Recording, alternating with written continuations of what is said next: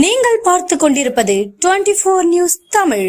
கூடலூர் அருகே தட்டக்கொல்லியில் சுற்றித் திரிந்த புலி சுருக்கு கம்பியில் சிக்கி உயிரிழந்த நிலையில் இறைச்சிக்காக வனவிலங்குகளை வேட்டையாட சுருக்கு கம்பி வைத்த மணிகண்டன், மாரிமுத்து, விக்னேஷ் ஆகிய 3 பேரை வனத்துறையினர் அதிரடியாக கைது செய்தனர். நீலகிரி மாவட்டம் கூடலூர் நகராட்சிக்குட்பட்ட தட்டக்கொல்லி மற்றும் சுற்றுவட்டார பகுதியில் அண்மைக் காலமாக புலி ஒன்று உலா வந்தது. இந்நிலையில் நேற்று முன்தினம் காலை சுருக்கு வலையில் சிக்கி புலி ஒன்று இறந்து கிடப்பதாக வனத்துறையினருக்கு தகவல் கிடைத்தது. இதைத் தொடர்ந்து கூடலூர் வன அலுவலர் வெங்கடேஷ் பிரபு, உதவி வன பாதுகாவலர் கருப்பையா ஆகியோர் நேரில் சென்று விசாரணை நடத்தினர்.